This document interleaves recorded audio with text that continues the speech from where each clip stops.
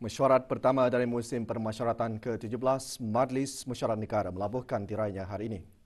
Untuk mengikuti laporan khas sidang mesyuarat tersebut, kita bersama Nur Baizura Andy.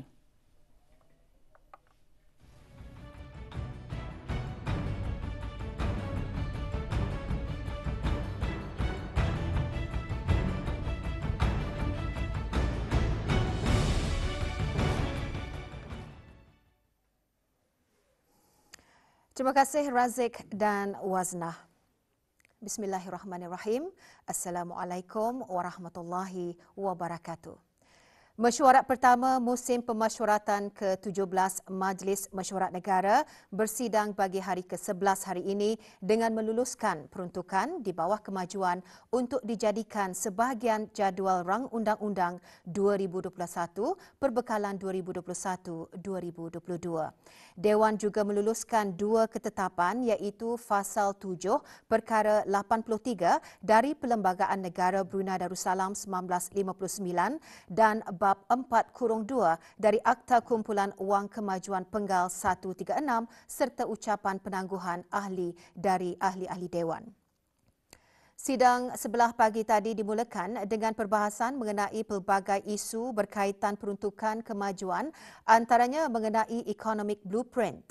Isu tersebut mendapat respon daripada Yang Berhormat Datuk Seri Setia Dr. Awang Haji Muhammad Amin Liu bin Abdullah, Menteri di Jabatan Perdana Menteri dan Menteri Kewangan dan Ekonomi kedua.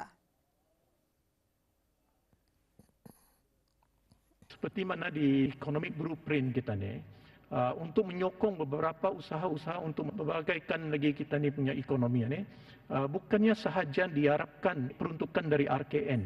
Ada juga peruntukan berulang-ulang, tapi yang pentingnya ada juga dana dari FDI, ada juga dari GLC, ada juga mungkin financing dari the banks and so on. So itulah kali kita ni boleh lihat dari segi berapa saja RKN sediakan sebagai satu KPI. Selepas selesai membahaskan isu-isu kemajuan, sidang meluluskan peruntukan di bawah kemajuan untuk dijadikan sebahagian daripada jadual rang undang-undang 2021 perbekalan 2021-2022. Sidang juga meluluskan ketetapan di bawah Fasal 7 Perkara 83 dari Perlembagaan Negara Brunei Darussalam 1959 dan ketetapan di bawah Bab 4-2 dari Akta Kumpulan Wang Kemajuan Penggal 136. Ketetapan di bawah Fasal 7 Perkara 83 dari Perlembagaan Negara Brunei Darussalam 1959 bahawa tiap-tiap perintah yang dibuat di bawah Fasal 3 Perkara 83 dari Perlembagaan Negara Brunei Darussalam yang dibentangkan di hadapan Majlis Mesyuarat Negara sebagai Kertas 1 tahun 2021 diusulkan oleh Yang Berhormat Pihin Orang Kaya Sri Kerna Datuk Seri Setia Dr. Haji Awang Abu Bakar bin Haji Apong, Menteri Hal Ehwal Dalam Negeri. Dewan meluluskannya tanpa perlu dibahaskan dan telah dikurniakan perkenan oleh Kebawah Duli Yang Maha Mulia Paduka Seri Baginda Sultan Haji Hassan Al-Bolkiah Muizzaddin Wad Daulah, Ibni Almarhum Sultan Haji Omar Ali Saifuddin Sa'dul Khairiwaddin, Sultan dan Yang di-Pertuan Negara Brunei Darussalam untuk diguna pakai. Sebahagian daripada perintah tersebut sudah berjalan dan diguna pakai pada tahun 2020 dan sebahagian lagi mula berjalan pada tahun ini. Kesemua perintah tersebut telah diterbitkan dalam Warta Kerajaan menurut peraturan dari Perlembagaan Negara Brunei Darussalam.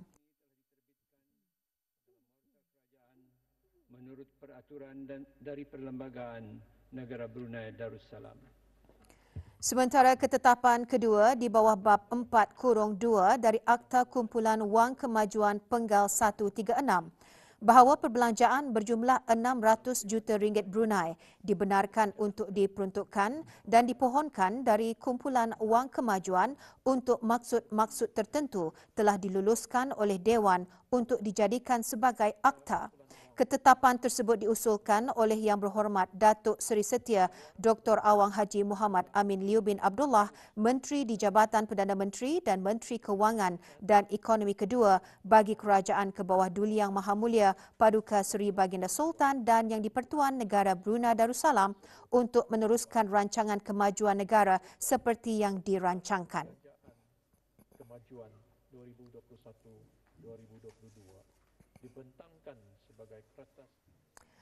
Beberapa perkara dan isu yang dibangkitkan sepanjang persidangan peruntukan negara bagi tahun 2021-2022 diulas dalam ucapan penangguhan ahli-ahli rasmi kerana jawatan. Mengenai isu pengambilan pembantu rumah, kita mengambil perhatian bahawa sejak berlakunya COVID-19 di negara ini, pada bulan Mac 2020, kerajaan sehingga hari ini hanya memberikan pertimbangan untuk mendatangkan pekerja-pekerja warga negara asing dalam bidang yang esensial dan benar-benar diperlukan dari luar negeri sebagai langkah berwaspada dalam membendung penularan wabak ini. Dapat menjulungkan sedikit fikiran di sini supaya muzakarah sedemikian itu lebih diaktifkan, tidak hanya setahun sekali. Caranya ialah misalnya dengan jabatan majlis ini mengaturkan perjumpaan-perjumpaan yang ditentukan jadualnya dalam setahun itu. Perjumpaan-perjumpaan itu bolehlah dibahagikan mengikut kategori isu yang berbangkit ataupun kategori perkhidmatan kerajaan, termasuk perkhidmatan-perkhidmatan yang dihajatkan oleh orang ramai dan sebagainya. Kementerian Pertahanan akan terus berkembang maju dan komited dengan peranannya berdasarkan 3 tunggak utama Kementerian Pertahanan yang kaulah huraikan secara mendalam di mukadimah kaulah sebelum ini, iaitu pertama, keupayaan cegah rintang dan respon, kedua, diplomasi pertahanan, ketiga, pertahanan holistik. Ketiga-tiga tunggak ini membawa kepada keyakinan dan kesejahteraan rakyat dan penduduk. Jabatan Perdana Menteri melalui kerjasama dengan agensi-agensi keselamatan dan penguasaan akan terus bertindak merangka strategi untuk memelihara kestabilan politik, mempertahankan negara serta menghubungkan keupayaan pertahanan dan keupayaan diplomatik dan juga persediaan negara dalam menangani ancaman keselamatan. Ini termasuklah dalam meningkatkan kerja-kerja pembenterasan jenayah dan pengukuhan keupayaan agensi-agensi berkepentingan dalam mengendalikan krisis-krisis nasional dan merentas sempadan. Pembinaan infrastruktur di negara ini membuktikan pihak kerajaan ke bawah Duli Yang Maha Mulia Paduka Seri Baginda Sultan dan Yang di-Pertuan Negara Brunei Darussalam terus komited ke arah pembangunan infrastruktur sebagai pemangkin kepada pertumbuhan ekonomi. Pihak kerajaan melalui Kementerian Pembangunan telah banyak melaksanakan projek-projek yang memberi impak yang besar dalam menaik taraf kehidupan rakyat dan penduduk di negara ini. Sementara itu, dalam ucapan penangguhan, ahli-ahli yang berhormat terdiri daripada orang-orang bergelar, antaranya menekankan pelbagai aspek sudut pandangan. Adalah tidak dinafikan ekonomi negara seperti mana ekonomi dunia akan terus berhadapan dengan cabaran pada tahun ini. Daripada risiko dan kesan serta impak kesihatan awam dengan penularan penyakit COVID-19 kepada risiko geopolitik dan risiko ketidaktentuan harga minyak.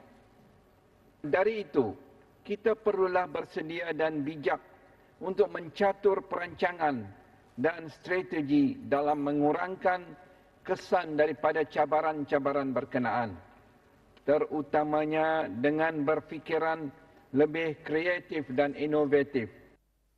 Peranan penjawat awam sebagai jentera kerajaan amat penting bagi memastikan kerajaan berfungsi dengan sempurna. Untuk itu, seluruh penjawat awam dari semua peringkat hendaklah sentiasa komited dengan tugas dan tanggungjawab masing-masing dengan berpaksikan falsafah negara Melayu Islam Beraja. Demi menjayakan wawasan negara 2035 yang bermatlamatkan bagi mewujudkan baldatun thayyibatun wa rabbun ghafur. Memperkasa sistem pendidikan dan menyediakan keperluan asas bagi pengusaha mikro, kecil dan sederhana serta meningkatkan aktiviti perindustrian antara yang disentuh semasa ucapan penangguhan ahli-ahli yang berhormat terdiri daripada orang-orang yang telah mencapai kecemerlangan. Sistem pendidikan di negara Brunei Darussalam yang menjadi gedung ilmu hendaklah terus diperkasa dan diseimbangkan berdasarkan keperluan duniawi dan ukhrawi. Pengusaha mikro dan kecil seperti penjajah di pinggir jalan adalah perlu diberi perhatian dan dengan menyediakan keperluan asas yang diperlukan termasuk memudahkan aktiviti-aktiviti yang meningkatkan produktiviti serta pendapatan mereka. Pentadbiran dalam urus tadbir juga memainkan peranan yang penting. Pentadbiran yang efisien, bijaksana, cepat dan terus akan membuahkan hasil yang mampan. Semua perancangan penting yang telah dilaksanakan oleh pihak yang tertentu akan selalu dipantau dengan lebih dekat termasuklah dengan menguatkuasakan dan pelaksanaan akta-akta yang sedia ada. Peningkatan aktiviti perindustrian melalui FDI, pengeluaran PKMS di negara menyokong perjalanan Brunei Economic Blueprint dan juga perkembangan perindustrian yang diajukan ke empat-empat daerah dan memberi lebih banyak peluang kepada rakyat.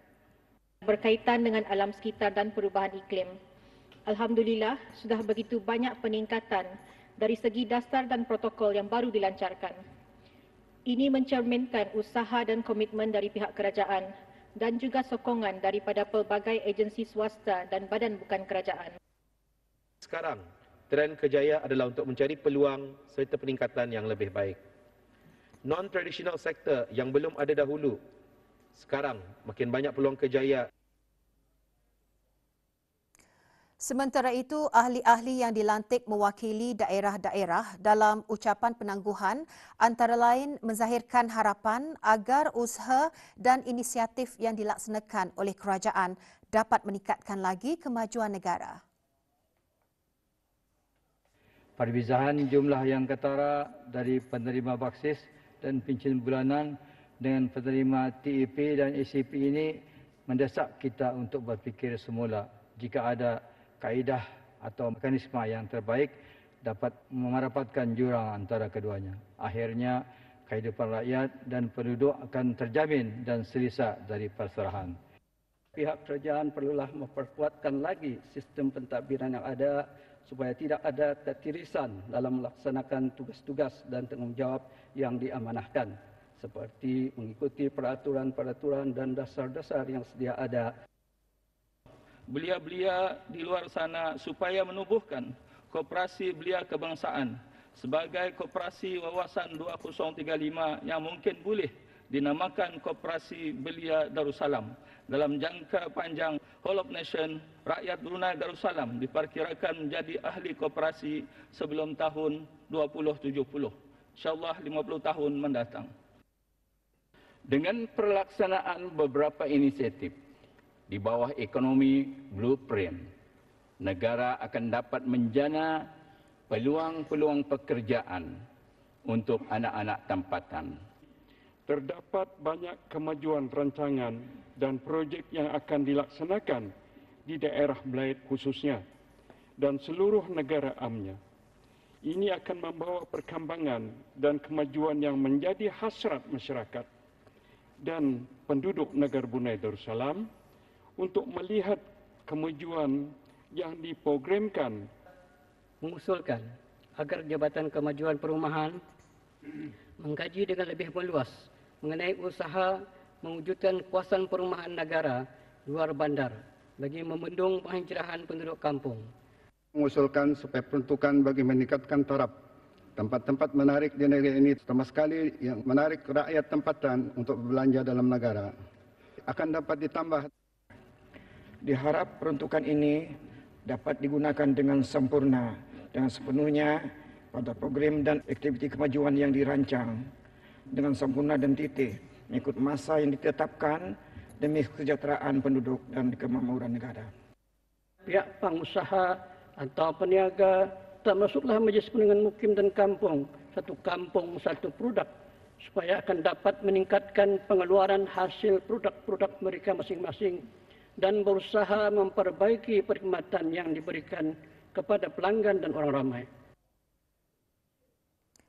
Sebelum menangguhkan sidang kepada satu tarikh yang belum ditetapkan, Yang Berhormat Pihin Orang Kaya Sri Lela, Datuk Seri Setia Awang Haji Abdul Rahman bin Datuk Setia Haji Muhammad Taib yang di-Pertua Majlis Mesyuarat Negara menyembahkan sepenuh-penuh menjunjung kasih ke hadapan Majlis ke bawah Duli Yang Maha Mulia Paduka Seri Baginda Sultan dan Yang di-Pertuan Negara Brunei Darussalam atas keberangkatan Baginda bercemar duli ke istiadat pembukaan rasmi mesyuarat pertama dari musim pemasyuratan ke-17 Majlis Mesyuarat Negara pada 15 Mac lalu dan berkenan mengurniakan titah.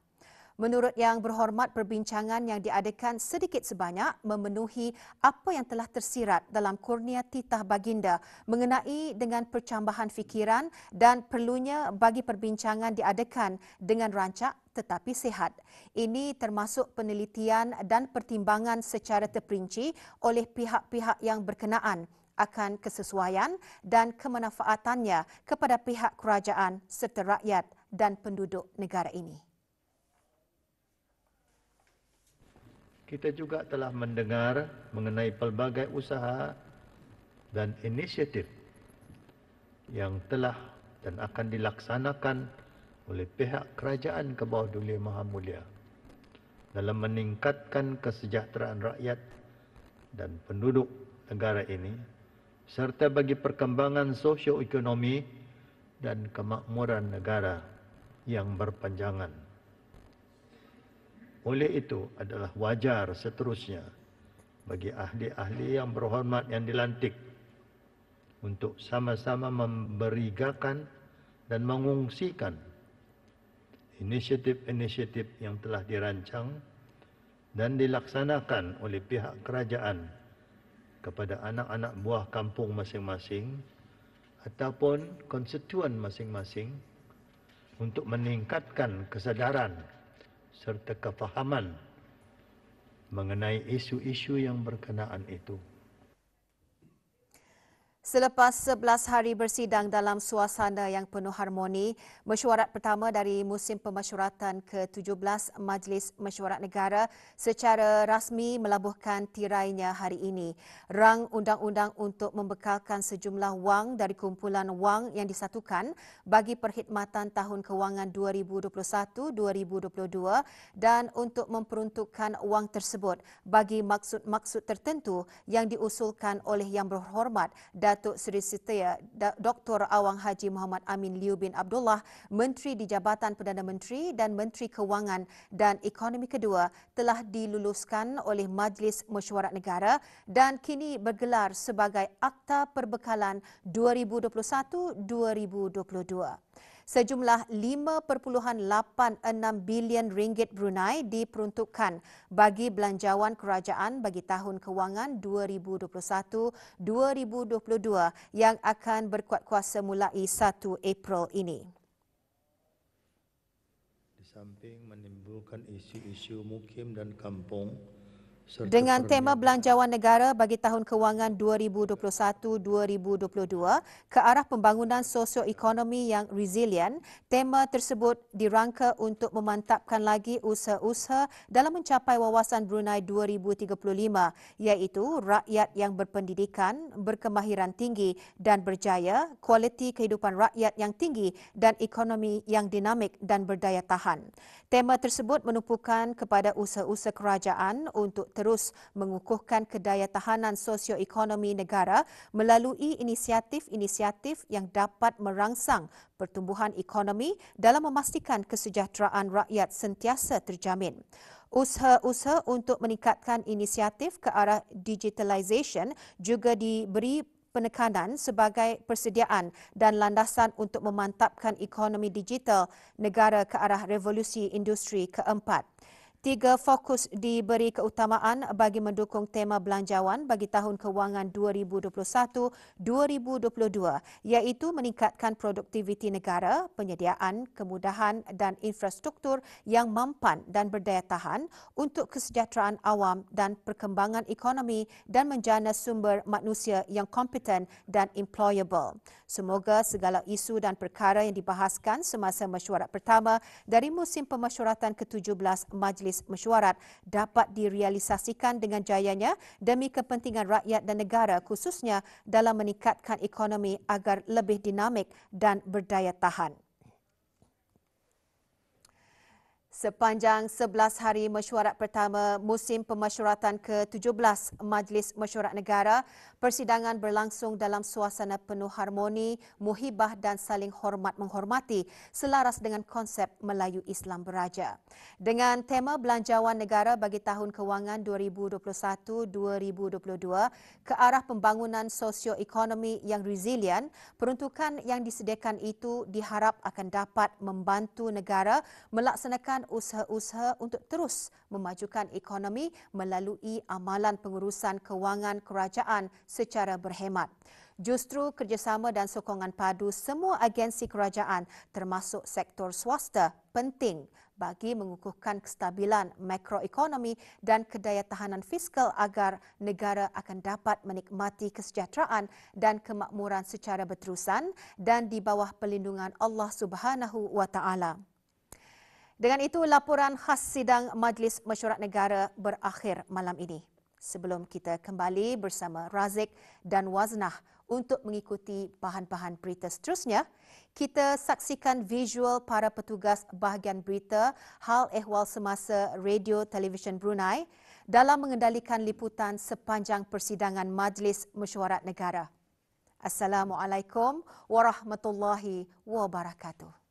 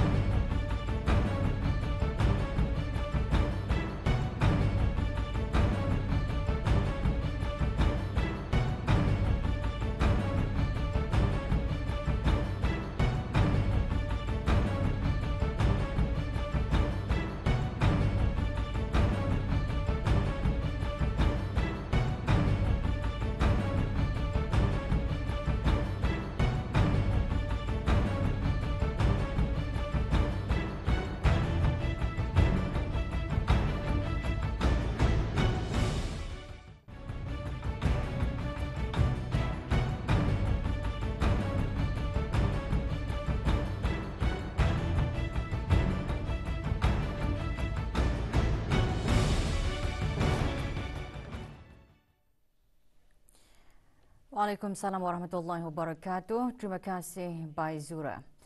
Dianggarkan lebih 11,000 kenderaan baru dijangka didaftarkan di negara Brunei Darussalam menjelang tahun 2035 dengan sasaran 60% jenis kenderaan elektrik. Nantikan bahan beritanya dan bahan-bahan berita dalam negeri yang lainnya selepas petikan titah ini.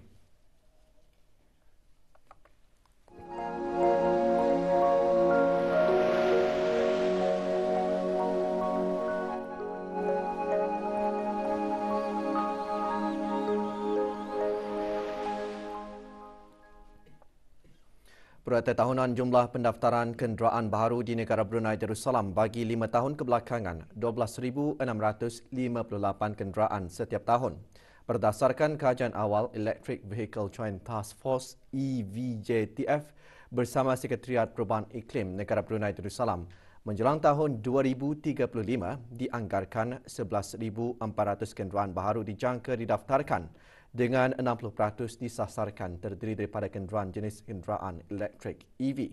Ke arah mencapai sasaran tersebut, penyediaan dasar serta program bagi menggalakkan ownership EV antaranya insentif penyediaan infrastruktur, program pembangunan kapasiti termasuk peningkatan kemahiran dan pemberigaan berterusan sedang diusahakan dan dirancang pelaksanaannya di bawah peranan EVJTF dan ini dibuat bersama pemain industri dan agensi-agensi berkepentingan yang lain.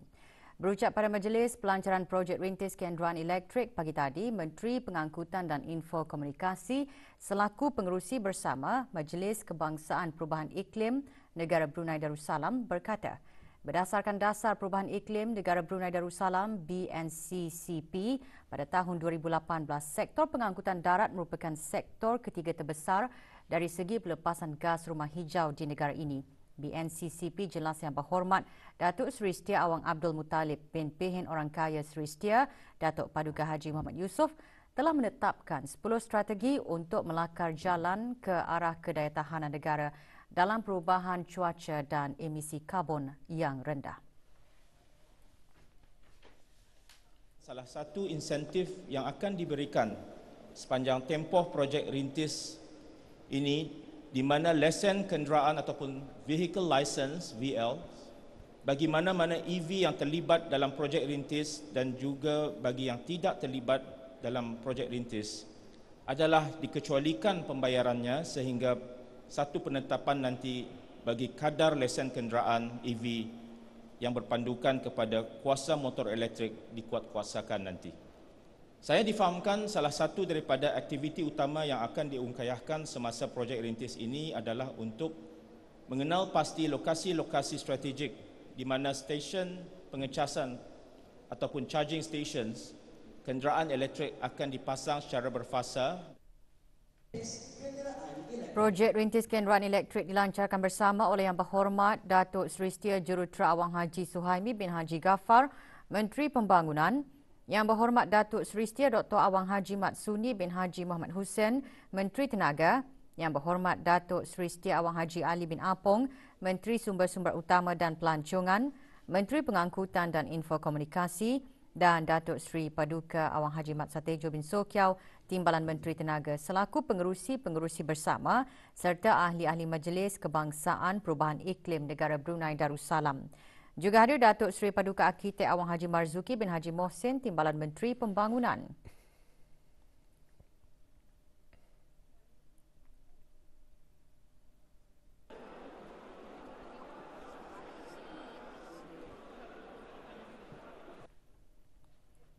Projek rintis kenderaan elektrik antara lain bertujuan untuk memberikan pendedahan berhubung dengan arah haluan teknologi pemotoran tentang penggunaan kenderaan elektrik, kelebihan-kelebihan penggunaan kenderaan elektrik dan peralatan pengecasan kenderaan elektrik.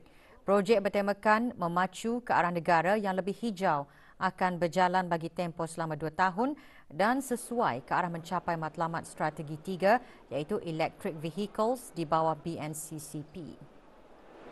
Antara lainnya ialah untuk memperolehi maklumat-maklumat seperti sambutan orang ramai dan juga bagi memahami lagi pasaran domestik kita ni mengenai dengan kenderaan elektrik, keperluan dan juga prasarana yang berkaitan dengan kenderaan elektrik dan sebagainya juga. Maklumat-maklumat yang diperoleh ini nanti ianya akan dikajilah oleh pihak EVJTF dan diteliti juga dengan lebih lanjut bagi menolong pihak EVJTF nanti. 12 kes aktif COVID-19 masih dirawat di Pusat Pengasingan Kebangsaan.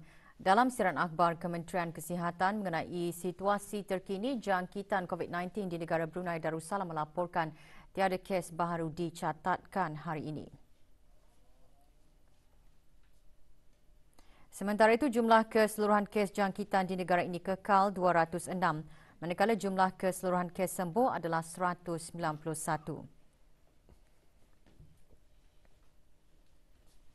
Kes terakhir jangkitan tempatan COVID-19 dilaporkan pada 6 Mei 2020, manakala jumlah kes import sejak kes jangkitan terakhir tempatan dilaporkan sebanyak 65 kes. 566 orang sedang menjalani pengasingan diri mandatori, 15,450 orang menamatkan pengasingan diri mandatori sejak Mac 2020. Manakala 252 sampel ujian virus SARS-CoV-2 telah dilaksanakan menjadikan jumlah keseluruhan ujian makmal yang dijalankan sejak Januari 2020 kepada 112,865 ujian. Maklumat lanjut dan perkembangan terkini layari laman sesawang Kementerian Kesihatan dan talian kesihatan 148. Penulis muda di negara ini disaran agar mempunyai jiwa dan minda besar serta kreatif dalam menghasilkan penulisan setaraf dengan penulis besar luar yang mempunyai nilai pasaran antarabangsa. Seruan ini ditekankan oleh Dayang Hajah Nur Ashikin binti Haji Johari, Setiausaha Tetap Kemasyarakatan dan Kebudayaan, Kementerian Kebudayaan dan Sukan semasa majlis penutupan bengkel penulisan kreatif petang tadi. Beliau juga menekankan bidang penulisan memberi sumbangan penting dalam pembangunan tamadun bangsa. Ilmu atau idea fikir penulis yang diabadikan dalam bentuk tulisan menjadi teras terhadap pembentukan dan pembinaan jati diri bangsa. Majlis berlangsung di Dewan Bahasa dan Pustaka Berakas. Karya tempatan yang bernilai global amat diperlukan sebagai sumber bacaan dan rujukan yang terbaik kepada masyarakat. Maka, upaya Dewan Bahasa dan Pustaka untuk menyediakan bengkel penulisan kreatif seumpama ini perlu dimanfaatkan dengan sebaiknya oleh peserta bengkel, terutama penulis muda. Semasa penutupan ini, 2 buah buku terbaru terbitan Dewan Bahasa dan Pustaka dilancarkan.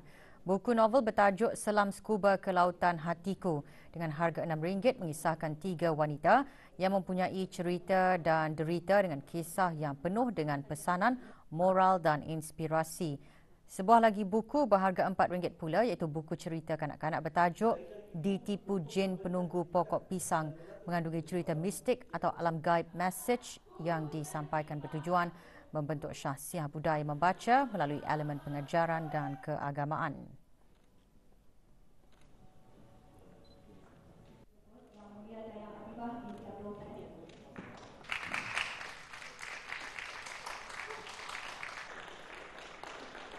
Setelah menghadiri bengkel 3 hari iaitu bengkel penulisan cerita folklore kedua dan bengkel penulisan novelet, para peserta bengkel telah menerima bimbingan berkaitan penulisan kreatif dan akan menjadi penulis baharu dalam penulisan kreatif di samping dapat menerbitkan karya-karya kreatif dalam pelbagai genre dan mengangkat warisan budaya.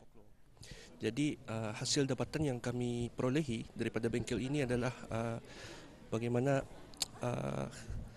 meningkatkan kemahiran dalam memperkembangkan struktur ataupun plot cerita naratif itu daripada bahan yang sudah ada, kemudian kami kembangkan secara kreatif.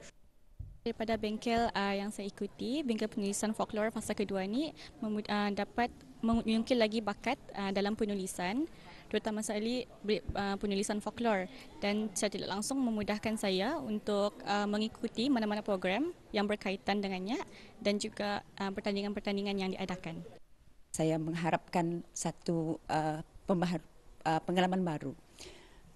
Kemudian apabila saya berada di sini, saya sangat kagumlah sebab saya dapat mengetahui teknik-teknik pemula untuk menghasilkan sebuah karya.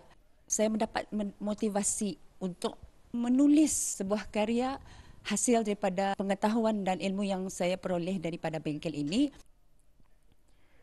140 orang peserta belia telah menamatkan Konvensyen Pemimpin Muda Belia Brunei 2021, Anjuran Al-Hufaz Management dan Generasi Berkarya.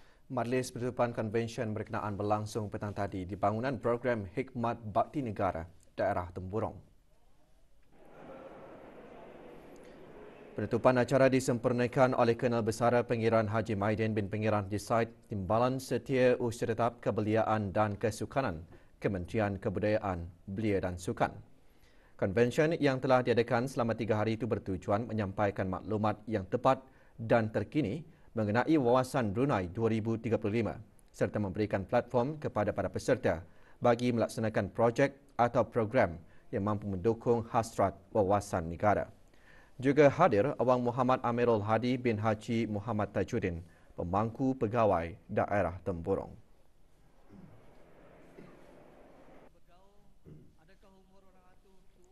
Tiga buah forum telah dikendalikan pada hari terakhir konvensyen ini dijalankan.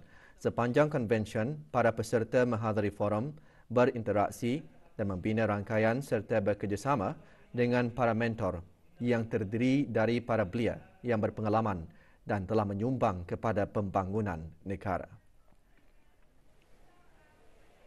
Masa konvensyen ni ada forum yang aku ikuti.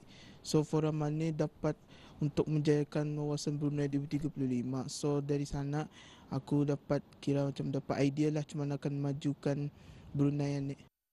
Ia menggalakkan partisipannya ni mencetus idea-idea baru, berkongsi idea-idea dengan orang supaya dapat dikembangkan lagi, dan saya yakin dengan cara ini yang secara tidak langsung membantu saya sendiri dalam tugas saya. Saya menghadiri dan participating as BYOLC untuk meningkatkan leadership within myself, and then how BYOLC helped me throughout this journey. Ia meningkatkan keimanan disebabkan banyak mentorship dari ustaz-ustaz, dan alhamdulillah so far ia meningkatkan lagi ke maturity within myself, and then how to be a better leader. Syarikat Hengi Industries dengan kerjasama Universiti Brunei Darussalam UBD, Politeknik Brunei dan Institut Pendidikan Teknikal Brunei IBTE hari ini menganjurkan hari terbuka. Acara selama 2 hari ini diadakan di Dewan Mahligai Airport Mall. Pelancarannya disempurnakan bersama oleh Alan Goh, Pengarah Sumber-Sumber Manusia Syarikat Hengi Industries, Pengiran Dr. Muhammad Iskandar bin Pengiran Haji Petra, Penolong Naib Chancellor UBD, Dr. Tang Shi Siong, Ketua Sekolah Sains dan Kejuruteraan dan Pengetua Politeknik Brunei, serta Dayang Hajah Mariah binti Haji Abdul Manap, Pemangku Pengarah IPTE. Acara antara lain bertujuan mempromosikan program-program beasiswa dan program kerjasama antara Syarikat Hengi Industries dan institusi-institusi tempatan sebagai landasan bagi para belia negara untuk meneruskan lagi pembelajaran serta meningkatkan kemahiran mereka dalam pelbagai program. Hari terbuka ini dibuka bagi kunjungan ramai sehingga esok bermula pukul 9 pagi hingga 11 pagi dan 2.30 petang hingga 5 petang.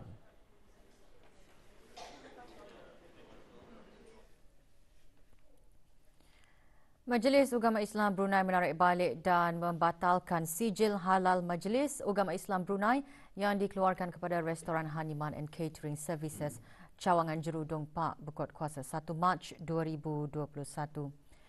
Tindakan itu dibuat bagi menjalankan kuasa di bawah bab 6-3 Perintah Sijil Halal dan Label Halal 2005 setelah didapati melanggar syarat-syarat pensijilan halal yang ditetapkan oleh Majlis Ugama Islam Brunei yang melibatkan kesalahan membawa masuk daging yang diragui kehalalannya di dalam premis tersebut. Kes didakwa di bawah bab 37 Perintah Sijil Halal dan Label Halal 2005 dan jika sabit kesalahan akan dikenakan hukuman penjara tidak melebihi 2 tahun atau denda tidak melebihi RM8,000 atau kedua-duanya sekali.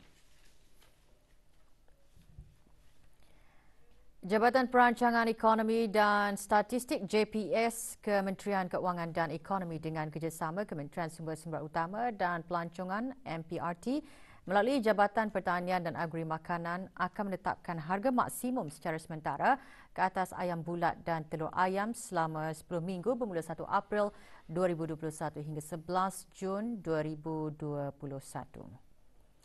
Arahan penetapan harga maksimum tersebut adalah sebagai langkah jangka pendek bagi mengelakkan kenaikan harga makanan.